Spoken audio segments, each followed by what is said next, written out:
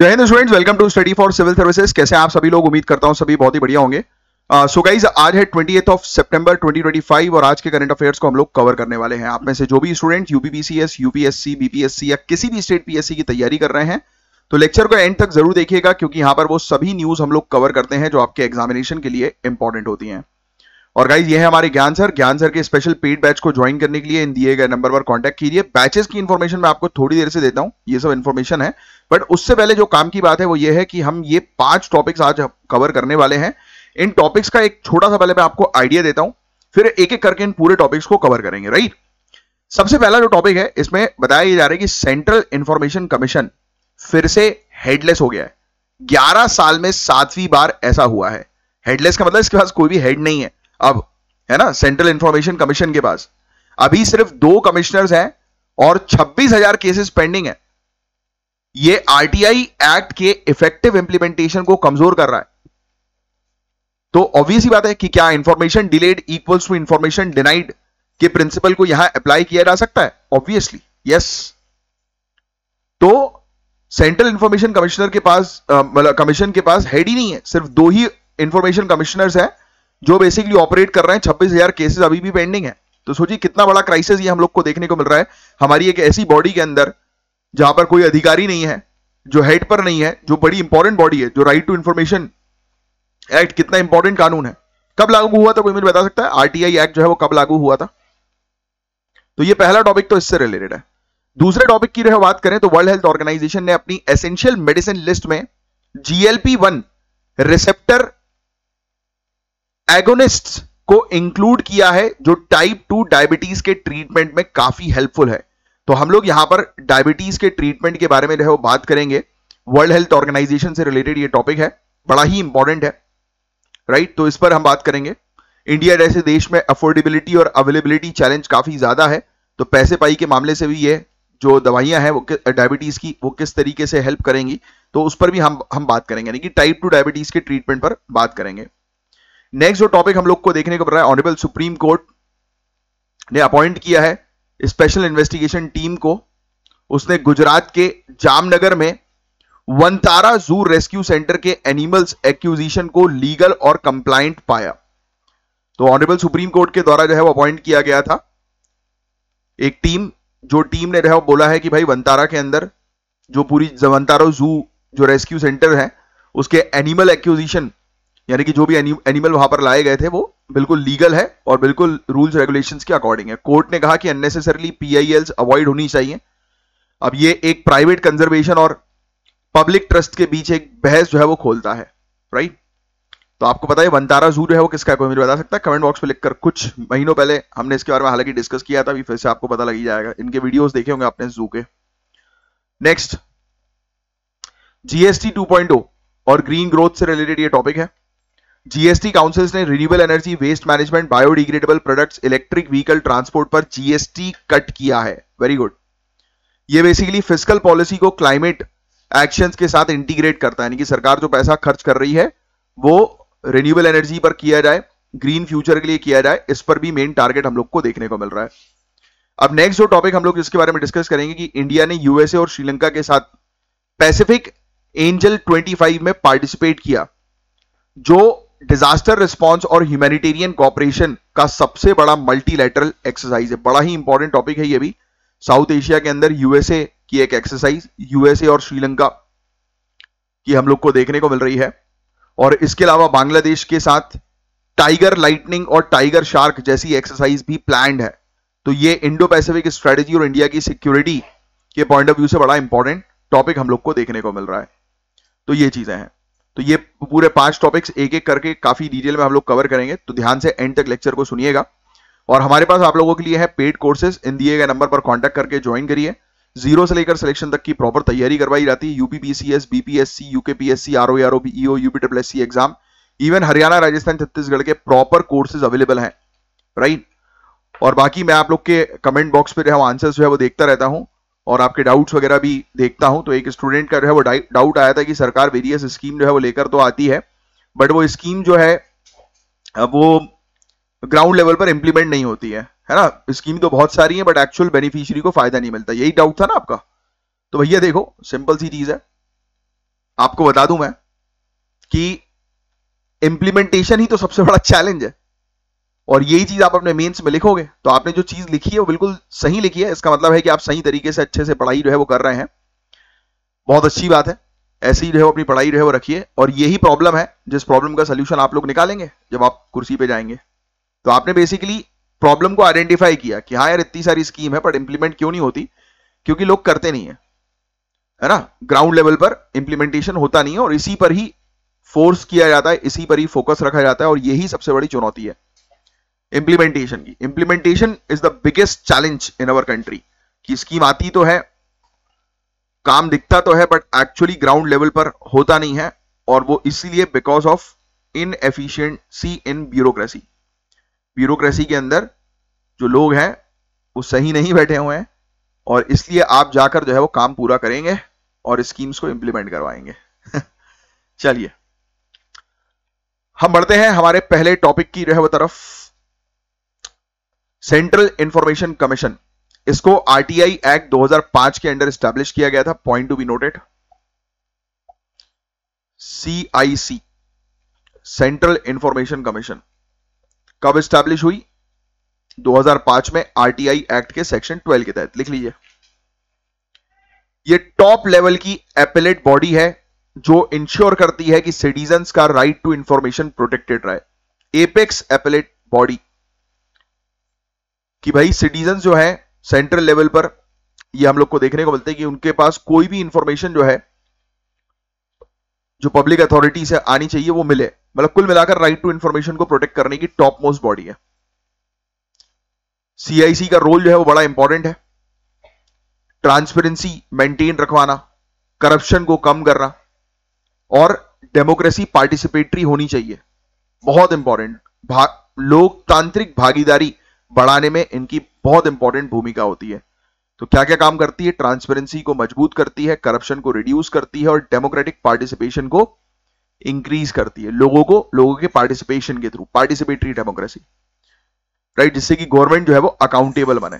तो ये पूरे काम है सीआईसी के, और ये एक फैक्चुअल इंफॉर्मेशन है सीआईसी की जो आपको समझ में आ गई। तो अब मोटे मोटे तौर पर इस टॉपिक में आपको क्या क्लियर हो गया कि सीआईसी, केंद्रीय सूचना आयोग जो है वो बेसिकली राइट टू इंफॉर्मेशन को प्रोटेक्ट करने का काम करती है, राइट। सूचना का अधिकार अधिनियम 2005 को लागू करवाती है, इसको प्रोटेक्ट करने का काम करती है, यस, इसको इंप्लीमेंट कराती है। अब मुद्दा तो यही है भैया, अब जो है वो सीआईसी जो है वो हेडलेस हो गई है, मतलब उसका कोई भी हेड नहीं है। चीफ इंफॉर्मेशन कमिश्नर रिटायर हो गए हैं और रिप्लेसमेंट नहीं हुआ है। सिर्फ 2 कमिश्नर्स काम कर रहे हैं, जबकि टोटल 11 पोस्ट में से 9 खाली हैं। एक चीफ और 8 इंफॉर्मेशन कमिश्नर की पोस्ट होनी चाहिए। देखो लिख लो भैया, एक चीफ और 8 इंफॉर्मेशन कमिश्नर की पोस्ट होनी चाहिए। टोटल 11 पोस्ट, 9 पोस्ट खाली हैं, सिर्फ 2 ही कमिश्नर जो है वो काम कर रहे हैं। 26,000 से ज्यादा अपील है, कंप्लेंट्स है कमीशन के सामने, और ये चिंता बढ़ा रही है कि सिर्फ 2 ही लोग कैसे संभालेंगे। 26,000 से ज्यादा अपील्स और कंप्लेंट्स पेंडिंग है। अपॉइंटमेंट डिलेज जो है वो बार बार हो रहे हैं, जबकि गवर्नमेंट टाइम बाउंड अपॉइंटमेंट जो है वो करती थी। ऑनरेबल सुप्रीम कोर्ट ने 2019 में ऑर्डर दिया था कि टाइम पर पूरी वैकेंसीज फिल की जाए, लेकिन अभी भी ऑनरेबल सुप्रीम कोर्ट का भी जो जजमेंट था उसका भी उल्लंघन कर रहे हैं ये। तो ये पूरा मुद्दा हम लोग को देखने को मिला सीआईसी का, समझे आप। यूनियन गवर्नमेंट जो है उन्होंने इनवाइट करी है एप्लीकेशन इंफॉर्मेशन कमिश्नर्स के लिए अगस्त 2024 में, और पोस्ट चीफ इंफॉर्मेशन कमिश्नर की अपॉइंटमेंट करने के लिए 2025 पे एप्लीकेशन बुलवाई, बट अभी तक कोई भी अपॉइंटमेंट नहीं किया गया।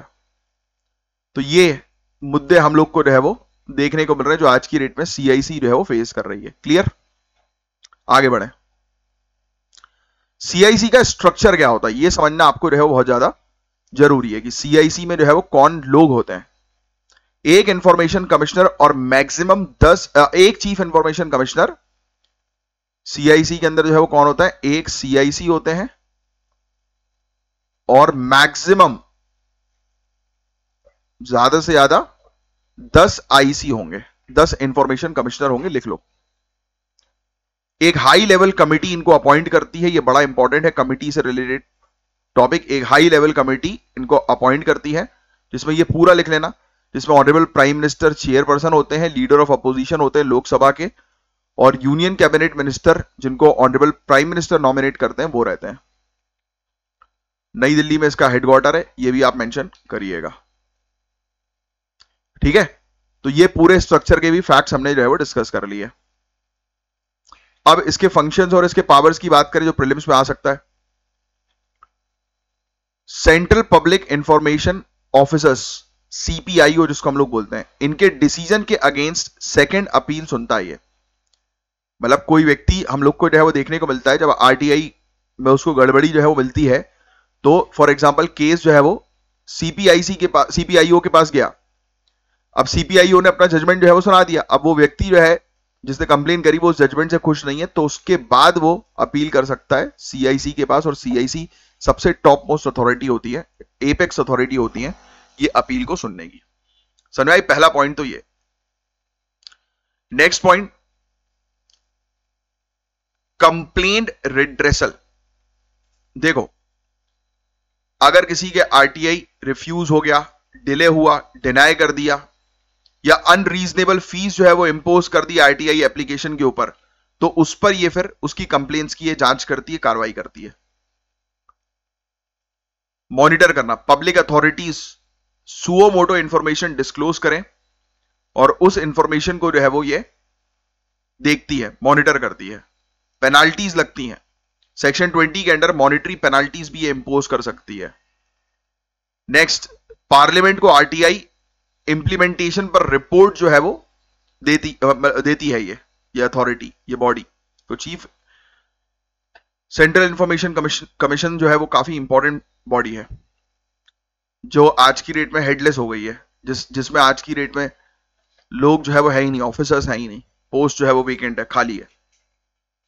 कॉजी जुडिशियल पावर होती है, तो आप समझ ही गए होंगे ये सब चीजें देखकर, ऊपर वाली। विटनेस को बुलवाना, रिकॉर्ड मंगवाना, ऑर्डर जारी करना, तो ये सब इसके काम होते हैं। तो बहुत पावरफुल बॉडी है के लिए हमारी कंट्री के अंदर। अब चिंता, चैलेंजेस यही हैं, लीडरशिप की कमी होने के कारण चीफ इंफॉर्मेशन कमिश्नर जो है वो नहीं है, इसके कारण डिसीजन मेकिंग जो है वो उसमें डिले हो रहा है।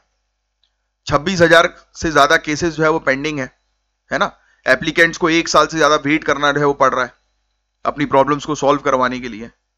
ट्रांसपेरेंसी ही नहीं है एक प्रकार से, है ना। Information delayed equals to information denied हो जाता है। कितना अच्छा पॉइंट है, information delayed equals to information denied. चाहो तो लिख लो, काफी अच्छा है।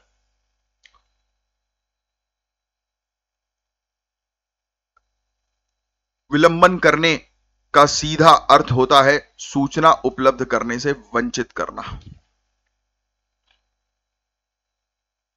ठीक है, लोगों का आरटीआई रिजीम पर ट्रस्ट जो है वो हल्का होता जा रहा है, ये भी एक बड़ा इशू हम लोग को देखने को मिल रहा है। ये सब डिले के कारण पब्लिक जो है वो फिर ट्रस्ट नहीं करती है। तो बस यही है भैया, टाइम पर जो है वो अपॉइंटमेंट जो है वो करें, ऑनरेबल सुप्रीम कोर्ट की जो गाइडलाइंस है, डायरेक्शंस है, उसको फॉलो करें। 2019 के आरटीआई एक्ट में अमेंडमेंट किया जाए कि जिससे कि acting chief commissioner, chief information commissioner जो है वो होने चाहिए। जैसे ही एक रिटायर्ड होगा तो उसकी जगह पर तुरंत एक और चीफ इंफॉर्मेशन कमिश्नर लगा दो जब तक दूसरे नए अपॉइंट नहीं होते। ट्रांसपेरेंट और अकाउंटेबल सिलेक्शन प्रोसेस जो है वो होनी चाहिए। स्टाफिंग और इंफ्रास्ट्रक्चर मजबूत करना होगा पेंडेंसी को जो है वो रिड्यूस करने के लिए, है ना। इंस्टीट्यूशनल ऑटोनॉमी रखनी पड़ेगी सीआईसी को सेफगार्ड करने के लिए, क्योंकि देखो आरटीआई पार्टिसिपेटरी डेमोक्रेसी का एक मेजर पिलर है, आप कह सकते हो। तो ये था गाइस पूरा ओवरऑल टॉपिक। जितनी इंफॉर्मेशन मैंने आपको बोली है लिखने के लिए, होपफुली आपने जो है वो उतनी लिख दी होंगी। इसमें तो फैक्ट्स आपको जो है वो लिखने थे सीआईसी से रिलेटेड, जो पॉलिटी में हालांकि आप पढ़ोगे ही, लिखोगे ही। बाकी मेन जो कारण था वो आपको पता लग ही गया कि मुद्दा जो है वो क्या है मेन। नेक्स्ट टॉपिक, ये भी बड़ा इंपॉर्टेंट टॉपिक है। वर्ल्ड हेल्थ ऑर्गेनाइजेशन ने अपनी एसेंशियल मेडिसिन लिस्ट को अपडेट किया और टाइप 2 डायबिटीज के लिए एक नया, आप कह सकते हैं कि स्टडी सामने रखी। तो वर्ल्ड हेल्थ ऑर्गेनाइजेशन ने अपनी model list of essential medicine में GLP-1 रिसेप्टर एगोनिस्ट को इंक्लूड किया है। लिख लेना भैया, WHO ने अपडेट की है model list of essential medicine और इसमें GLP-1 इसका पूरा फुल फॉर्म लिखेंगे आप, glucagon like peptide GLP-1 receptor agonist type 2 diabetes, very important, उसको शामिल किया है। ये मेडिसिन टाइप 2 डायबिटीज पेशेंट के लिए, स्पेशली उन केसेस में जहां ओबेसिटी, हार्ट डिजीज और क्रॉनिक किडनी डिजीज जैसे इश्यूज भी होते हैं, वो हेल्पफुल है। तो कुल मिलाकर ये मेडिसिन जो है टाइप 2 डायबिटीज के लिए GLP-1 रिसेप्टर एगोनिस्ट, ये बड़ा हेल्पफुल है। ये क्वेश्चन आ सकता है, बहुत इंपॉर्टेंट है। मधुमेह बड़ी प्रॉब्लम चल रही है आज की डेट में डायबिटीज की, हर घर में कोई ना कोई रिश्तेदारी में होंगे आपके जिनको डायबिटीज की प्रॉब्लम 100% होगी, समझे आप। तो ये चीजें हैं, ये लिख लो आप। 25th मीटिंग वर्ल्ड ये मत लिखना, वर्ल्ड हेल्थ ऑर्गेनाइज, ये पहला वाला तो पूरा ही लिख लो। 25th meeting world health organisation expert committee की हम लोग को देखने को मिला कि एसेंशियल मेडिसिन कौन सी सेलेक्ट करें, किसको यूज करें, यानी कि selection in use of essential medicine, ये 5 मई से 9 मई तक हुई। साइंटिफिक एविडेंस रिव्यू किया गया, रिकमेंड किया गया कि आप इंक्लूड करो सेमाग्लूटाइड, ड्यूलाग्लूटाइड, आयराग्लूटाइड, टिर्जीपेटाइड, ये नाम है मेडिसिन के, सिर्फ इतना लिखना है आपको, जितना यहां पे लिख लिया उसके बाद ये नीचे वाला पॉइंट, ये आखिरी वाले सिर्फ नाम लिख लो। नेम ऑफ मेडिसिन, ये पूरे नेम है मेडिसिन के, नेम ऑफ मेडिसिन में ये पूरे मेडिसिन के नाम लिख लो बस, ये वाले, ये पहला वाला तो पूरा ही लिखना, दूसरे वाले में सिर्फ नाम लिख लेना, ठीक है। अब एसेंशियल मेडिसिन लिस्ट में जेनरिक प्रोडक्शन पर फोकस है, बल्क प्रोडक्शन पर फोकस है, कॉस्ट को रिड्यूस करने पर फोकस है, राइट। तो ये चीज हम लोग को देखने को मिल रही है कि बल्क प्रोड्यूस करो, ये तो बहुत बेसिक चीज है, लिखने की जरूरत नहीं। अब हम बात कर लेते हैं इस दवाई के बारे में, GLP-1 ड्रग के बारे में। तो ये एक नेचुरल GLP-1 हार्मोन की तरह काम करता है ब्लड शुगर कंट्रोल करने में। तो सिंपल सी चीज लिखना कि बॉडी के अंदर ब्लड शुगर को कंट्रोल करने में जो है वो हेल्प करता है, पहला पॉइंट। ये दवाई GLP-1 किसके लिए हेल्प कर रही है, पहला पॉइंट, ब्लड शुगर कम करने के लिए हेल्प कर रही है, ब्लड शुगर रिड्यूस करने के लिए हेल्प कर रही है, पहला पॉइंट, या कंट्रोल करने के लिए, रिड्यूस, इंक्रीज, है ना, बीपी लो हाई, उसको बैलेंस करने के लिए, कंट्रोल करने के लिए, ब्लड शुगर कंट्रोल लिख दो बस। दूसरा पॉइंट, टाइप 2 डायबिटीज के लिए, ये क्वेश्चन डायरेक्ट प्रीलिम्स में आ सकता है कि भैया बताइए कि GLP-1 ड्रग किसके लिए है, तो टाइप 2 डायबिटीज के लिए, है ना। इसके और क्या बेनिफिट होंगे, वेट लूज होगा, एपेटाइट सप्रेस होगी, इंसुलिन सिक्रीशन इंप्रूव होगा, है ना, डाइजेशन को स्लो करेगा, तो ये सब भी लिख लो, ये बेनिफिट। इसमें चैलेंज यही है कि जिनको वेट लूज करना है वो ये हरकत ना करने लगे, GLP-1 वाली दवाइयां ना लेने लगे, बिना डॉक्टर से पूछे कोई दवाइयां नहीं लेनी चाहिए। तो डायबिटीज को रिड्यूस कर सकता है, हेल्प करेगा स्पेशली कार्डियोवास्कुलर और किडनी वाले पेशेंट्स को। ज्यादातर ये इंजेक्टेबल होता है, हालांकि ओरल वर्जन्स भी इसके अवेलेबल हो गए हैं। रिसेंटली अप्रूवल हुआ है metabolic dysfunctioning associated steatotic liver disease और कार्डियो मेटाबॉलिक हेल्थ इंप्रूवमेंट के लिए भी दिया जाता है। तो ये लिवर और हार्ट की प्रॉब्लम के लिए भी, किडनी की प्रॉब्लम के लिए भी दिया जाता है, जो आप ऑलरेडी लिख ही चुके हो ऊपर, है ना, ये लिखा हुआ है आपने, ये देखो, ठीक है, बस दैट्स इट। अब क्या है वर्ल्ड हेल्थ ऑर्गेनाइजेशन की एसेंशियल मेडिसिन लिस्ट। तो देखो पहली बार लिख लो ये वाली चीज भी, 1977 में इसको पहली बार पब्लिश किया गया। हर 2 साल में ये अपडेट होती है, दूसरा पॉइंट, हर 2 साल में अपडेट करते हैं इसको। इसमें देखा जाता है, सेफ्टी पर ध्यान दिया जाता है, स्पेशली कितनी इफेक्टिव वो मेडिसिन है ना, वो भी देखा जाता है, कितनी सेफ है, कितनी इफेक्टिव है, पब्लिक को कम दाम में मिल जाए, तो ये सब देखा जाता है।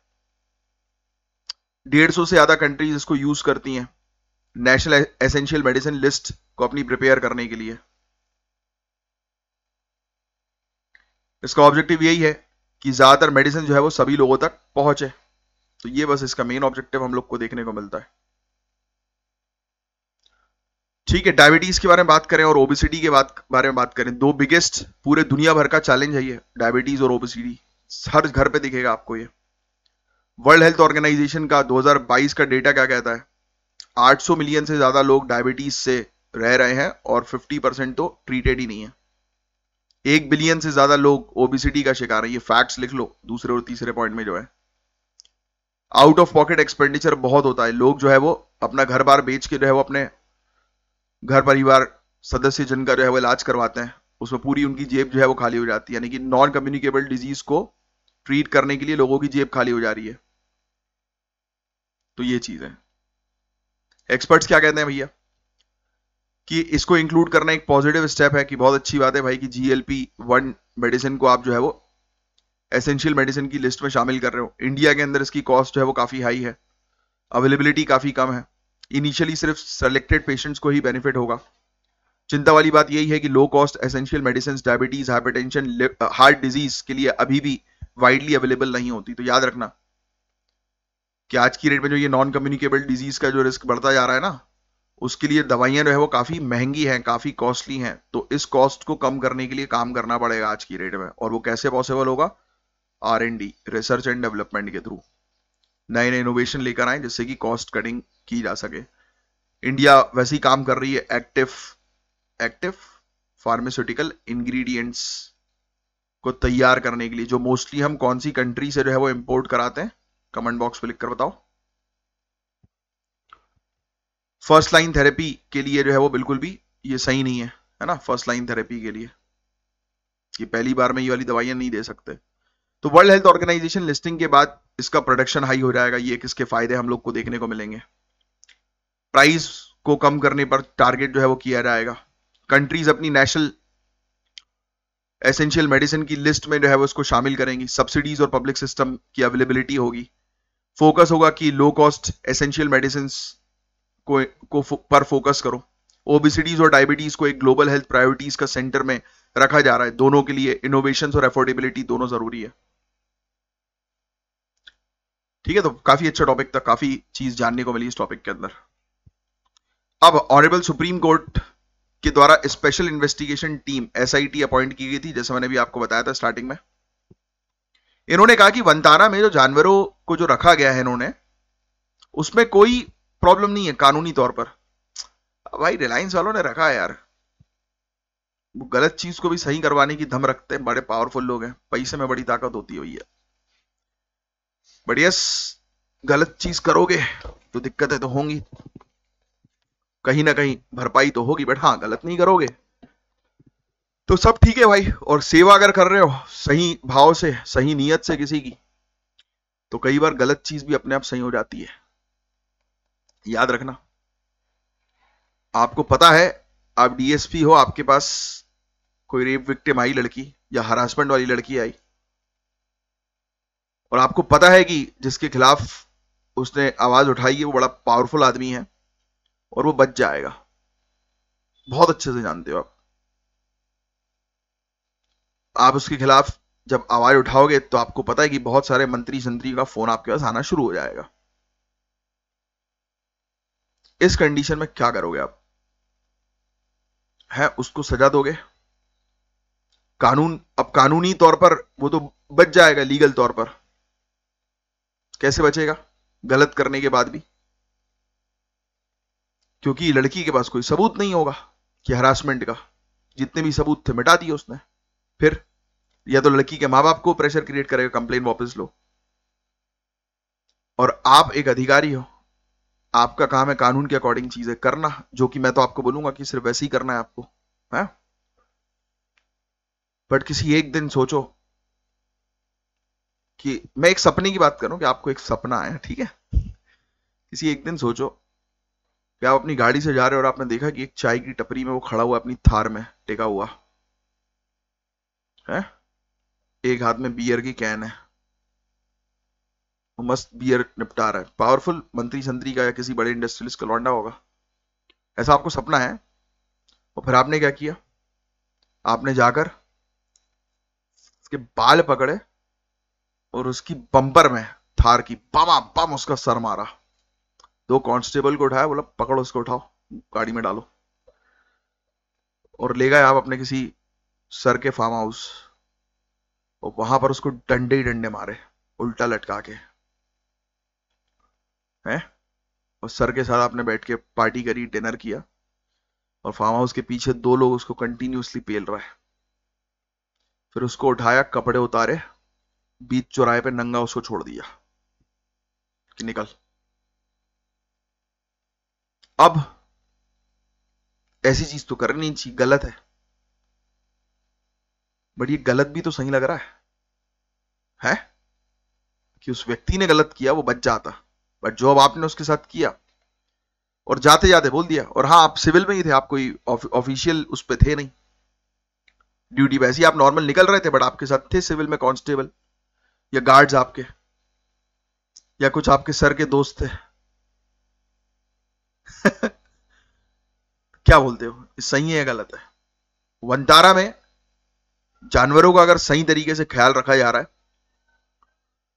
तो ऊपर वाला सबको प्रोटेक्ट कर देगा। अगर आपको तो सपना आया था ये चीज का, मैं बिल्कुल नहीं बोलूंगा आपसे कि आप इलीगल मींस के थ्रू कुछ चीज करो, बट समझदार को इशारा काफी है कि जब कोई गलत कर रहा है और आपको पता है कि यार इसको ठीक करने के लिए कुछ गलत रास्ता चूज करना पड़ेगा, तो कई बार वो भी सही होता है, क्योंकि हमेशा लोग बातचीत से मानते नहीं है, कुछ लोगों को भैरव डंडा की आवश्यकता होती है, समझे? चलिए आगे बढ़ेंगे। सारे एक्यूजिशन बिल्कुल वैलिड थे, नहीं, जितने भी जानवरों को वंतारा के अंदर रखा हुआ है वो बिल्कुल सेफली, सिक्योरली, लीगली रखा गया है। कुछ प्रैक्टिसेस तो internationally recognised animal welfare standard से भी बेहतर पाई गई। ऐसा कहा गया कि भाई इतने अच्छे से रखा है कि हाथियों को भाई साहब ऐसा खाना खिलाया जा रहा है कि हाई मिडिल क्लास वाले लोग ऐसा खाना नहीं खा रहे हैं जो हाथी खा रहे हैं। सेवा करोगे तो रिटर्न तो आपको मिलेगा बॉस। इसलिए आप कई बार देखते हो कि अंबानीज भी हैं, लोग मेरी बातों को सीरियसली लेते नहीं है, बट मैं आपको जेन्युइनली बता रहा हूं, क्रिकेट के स्टेडियम में आप देखिएगा मैडम जो है वो किस प्रकार से मंत्र उच्चारण करती रहती है, नाम जाप करती रहती हैं। विराट कोहली नाम जाप करता है, भगवान पूजा, महाकाल पूजा, इतनी पूजा करने के बाद उसको सक्सेस मिलना शुरू हुई। थोड़ा अपने आप को आस्था से भी कनेक्ट करो। कोई किसी भी, जिस भी रिलीजन से आप बिलोंग करते हो, उस रिलीजन की किताबें पढ़ो अगर इंटरेस्ट है तो, या फिर जो भी एनर्जी, अगर नहीं है तो एनर्जी पे फोकस करो, मेडिटेशन करो, आंख बंद करो, सब आपके अंदर है भाई। आप खुद अपने ब्रेन की पावर इंक्रीज करने की क्षमता रखते हो, मेमोरी पावर इंक्रीज करने की क्षमता रखते हो। मेडिटेशन करो, सुपर नेचुरल पावर्स हैं भाई। अगर तुम सही करोगे, अच्छा काम करोगे, तो तुम्हें बहुत तरक्की मिलेगी। कोई बेचारा डॉगी बाहर घूम रहा है तो खिला दो उसको कुछ खाना, मारो मत अननेसेसरली। जो करोगे वो मिलेगा, सच है ये, ऑन पेपर। तभी तो भाई करोड़पति लोग हैं, अरबपति लोग हैं। करोड़पति अरबपति क्या भाई, पावरफुल लोग। तो ये पावर तभी मिलती है जब इंसान अपनी पर्सनालिटी चेंज करता है। इसलिए मैं आपको हमेशा बोलता हूं, अपनी पढ़ाई पे तो करनी है, सभी को करनी है, बट इस एग्जाम को क्लियर करने के लिए एक पर्सनालिटी, एक एटीट्यूड चाहिए। तो ऑनरेबल सुप्रीम कोर्ट ने एसआईटी की रिपोर्ट को एक्सेप्ट किया और बोला कि भाई बार बार इंक्वायरी मत करो यार। यानी कि लोग बाग बार बार चिड़े हुए लोग हैं, जो जलने वाले लोग हैं, वो बार बार जो है वो कोर्ट में भेज दे रहे हैं कि देखो वहां पे जानवरों को प्रताड़ित किया जा रहा है, मारा जा रहा है, या हमें तो आवाज सुनाई दे रही है, हाथी चिल्ला रहे हैं वहां पे। अरे वो खुशी के मारे चिल्ला रहा है। राइट? जलने वाले लोग जलेंगे आपसे लाइफ लॉन्ग तक, बट अगर आप सही हो तो आपका कोई कुछ नहीं बिगाड़ सकता, बाल बांका नहीं कर सकता। अब सुन लो कुछ point. Wild life protection act 1972 बड़ा ही इंपॉर्टेंट है, अक्सर सिविल सर्विसेज में इससे रिलेटेड क्वेश्चन आता है। भाई वाइल्ड लाइफ को संरक्षित करना, हंटिंग ट्रेडिंग के ऊपर रेगुलेशन लगाना, नेशनल पार्क सेंचुरीज को क्रिएट करने के लिए काम करना, पूरी चीज इसके अंदर होती है। इनिशियली 6 शेड्यूल्स थे, 2022 अमेंडमेंट के बाद 4 शेड्यूल हो गए। ये फैक्ट बड़ा इंपॉर्टेंट है, याद रखना, लिखने की जरूरत नहीं, क्योंकि ये चीज आप एनवायरमेंट जीएस पेपर 3 में लिखोगे। और हमारे कोर्सेज को ज्वाइन कर लो। करने के बाद मुझे कमेंट बॉक्स बताना कि आपने ज्वाइन कर लिया। यहाँ पे सब पढ़ा दिया जाता है, सब लिखवा दिया जाता है, पढ़ाता तो मैं भी हूँ, सब लिखवा दिया जाता है, नोट्स अच्छे बनवा दिए जाते हैं, दे दिए जाते हैं आपको नोट्स, आप बनाइए नोट्स। एक्विजिशन ऑफ एनिमल, खरीदी बिक्री करते हैं ना, एनिमल्स की अपने पास रखते हैं, खरीदते हैं। सेक्शन 40 और सेक्शन 42 शेड्यूल्ड एनिमल्स को रखने के लिए, ट्रांसफर करने के लिए चीफ वाइल्ड लाइफ वार्डन की अप्रूवल मैंडेटरी होती है। सेक्शन 43 सेल्स या ट्रांसफर बिना अप्रूवल के बैंड है। सेक्शन 49 बी ट्रेड और ट्रांसपोर्ट रेगुलेट करते हैं ताकि स्मगलिंग और इलीगल प्रोक्योरमेंट प्रिवेंटेड रहे। जू रूल्स 2009 प्लस CITES ट्रीटी को कंप्लाई करना, प्लस वेटनरी क्वारंटीन और रिकॉर्ड कीपिंग मैंडेटरी इसमें हम लोग को देखने को मिलती है। जानवर का ध्यान भी रखना जरूरी है, कोई बीमारी ना हो, बीमारी फैले ना, बहुत सारी चीजें होती हैं। उसको प्रॉपर स्पेस मिले जहां पर वो सही तरीके से रह सके, है ना। अब SIT ने क्या चीज पाया कि भाई सारे जितने भी जानवरों को रखा गया है बिल्कुल प्रॉपर डोमेस्टिक इंटरनेशनल परमिट्स के साथ लाया है, रखा गया है। रेगुलेटरी अथॉरिटीज ने हर स्टेज पर कंप्लायंस सर्टिफाई किए, वेटनरी केयर चेक करी, एनिमल हस्बेंड्री वेलफेयर स्टैंडर्ड सब चेक किए, इंडियन कानून के प्रिस्क्राइब नॉर्म से ऊपर और इंटरनेशनल बेंचमार्क के बराबर देखा गया कि बहुत अच्छा देखभाल की जा रही है। Carbon credits, water resource misuse, biodiversity impact, financial irregularities बिल्कुल नहीं पाई गई। एजेंसीज जैसे कि CBI, DRI, ED ने वाइल्ड लाइफ स्मगलिंग और मनी लॉन्ड्रिंग चार्जेस को भी रिजेक्ट कर दिया।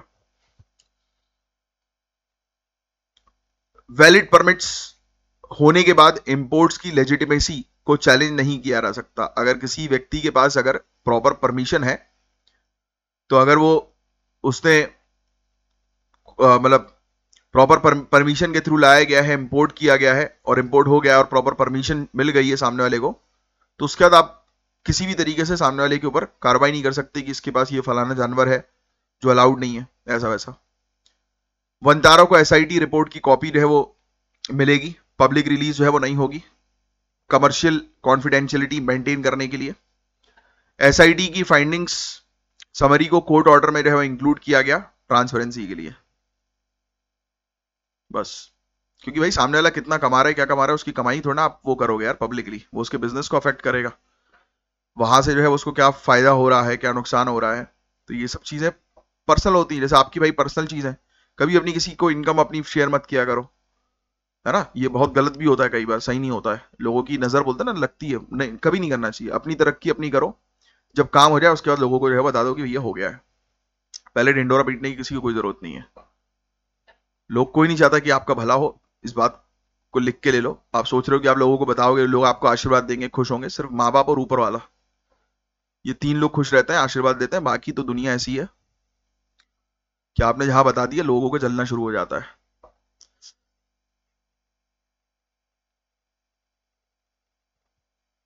सीनियर काउंसिल वनतारा की तरफ से थे, कॉन्फिडेंशियलिटी की जरूरत को इन्होंने हाईलाइट किया।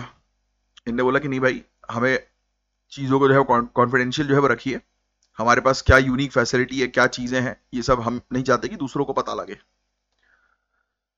अब जो सरकारी जो वकील वगैरह थे, लीगल रिप्रेजेंटेटिव थे, उन्होंने एग्री किया कि रिपोर्ट लिमिटेड शेयरिंग के लिए यूज हो सकती है और मीडिया रिपोर्ट्स, NGO कंप्लेंट्स पर बेस्ड PIL को खराब माना गया। बोला कि सही नहीं है भाई, ये जो आप रिपोर्ट दे रहे हो, जिस पर कंप्लेन कर रहे हो, वो सही नहीं है, गलत है।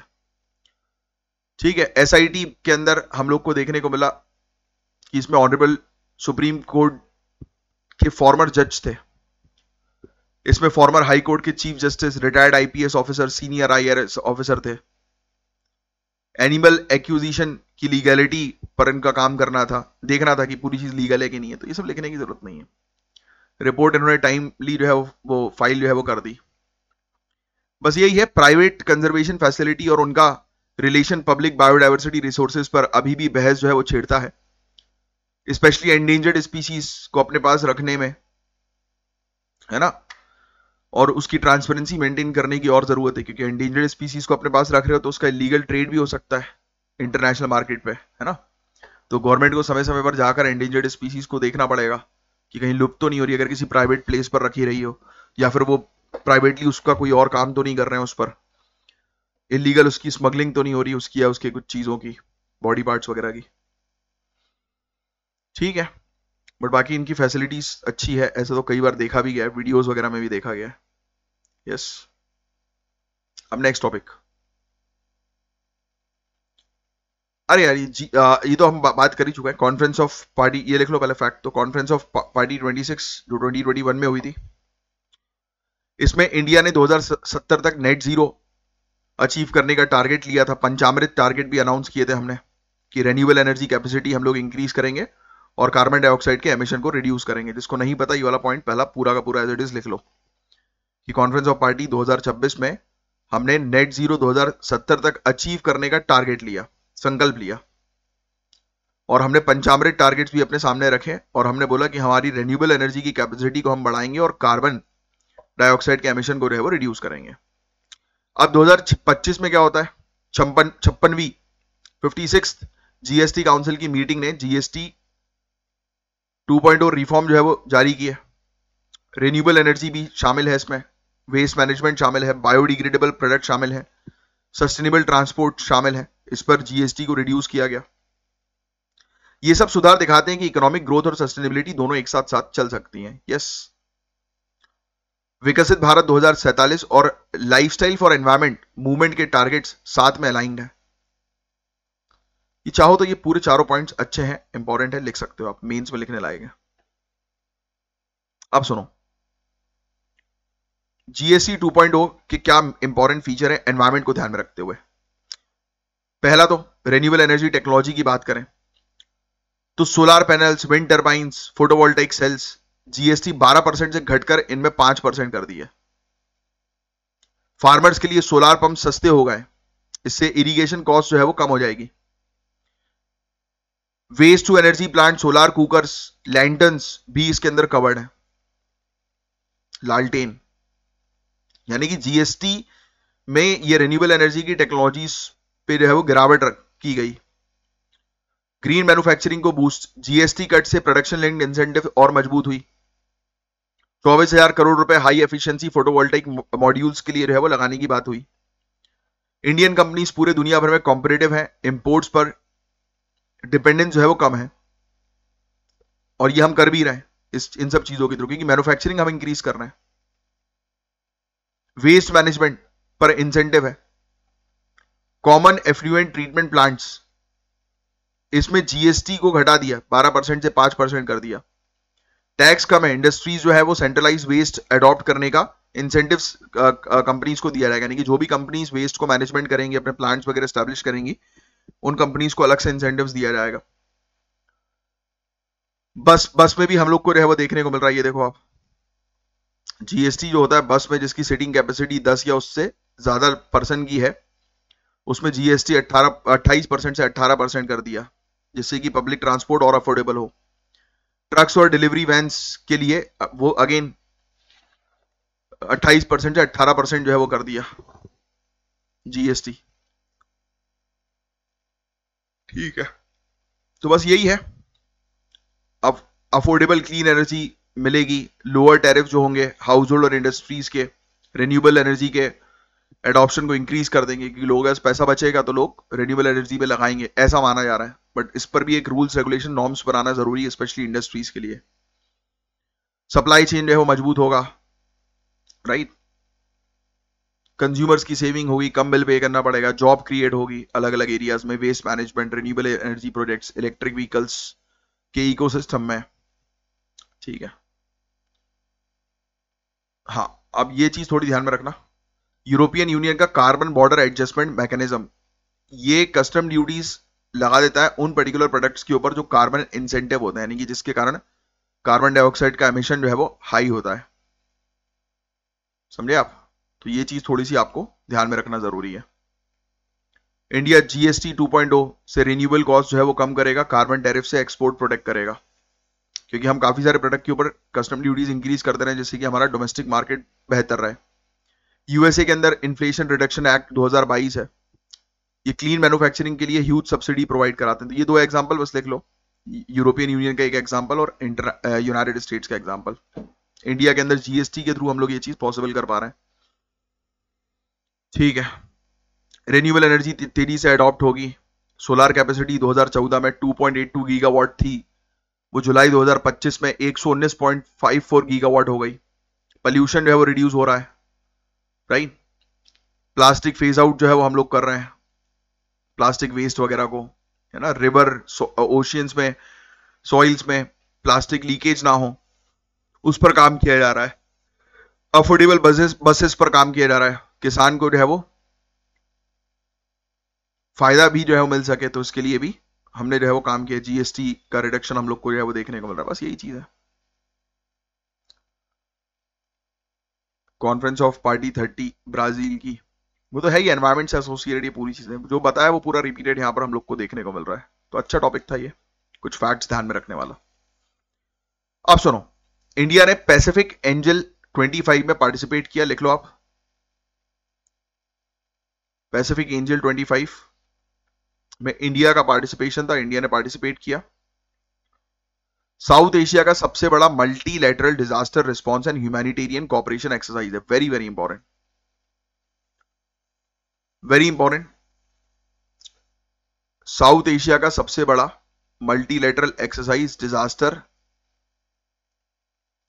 रिस्पॉन्स और ह्यूमैनिटेरियन कोऑपरेशन के लिए पैसिफिक एंजल 25। कौन कौन कंट्रीज ने इस पे पार्टिसिपेट किया ये भी लिख लीजिए। US, Sri Lanka, India, Australia, Bangladesh, Japan, Maldives. और 2 यूएस के C-130J एयरक्राफ्ट और श्रीलंकन हेलीकॉप्टर्स और एयरक्राफ्ट भी देखने को मिले। तो ये मिलिट्री एक्सरसाइज थी इस पर्टिकुलर क्षेत्र में। अरे ये तो साले चाइना को काउंटर कर रहे हैं, अच्छी बात है ये, पर इतना काउंटर मत करो कि वो और भड़के। बट जरूरी है, प्रिपेयर्डनेस जो है वो जरूरी है, थोड़ी बहुत मस्ती जरूरी भी होती है। यूएसए इसमें घबराया हुआ है बहुत ज्यादा, तो यूएसए आपको हर बार इन्वॉल्व मिलेगा इस क्षेत्र में। ठीक है, यूएस 2025 में बांग्लादेश के साथ भी एक्सरसाइज करेगा, लिख लो भैया, एक्सरसाइज टाइगर लाइटनिंग 2025।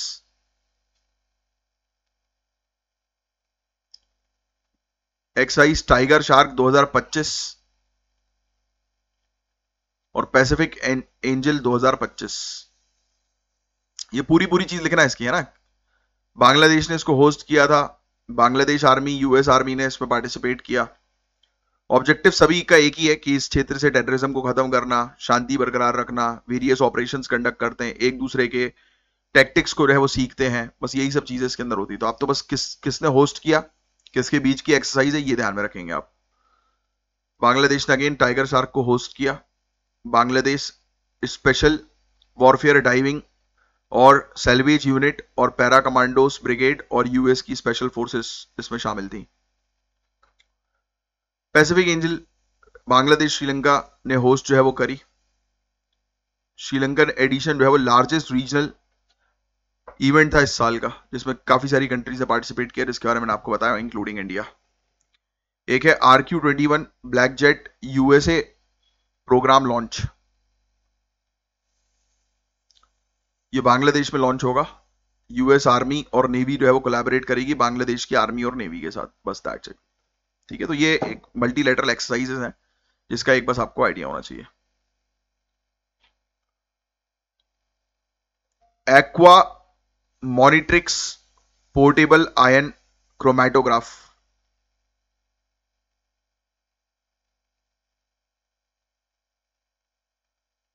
क्या ये हजार्डरस केमिकल यूज कर रहा है, जैसे कि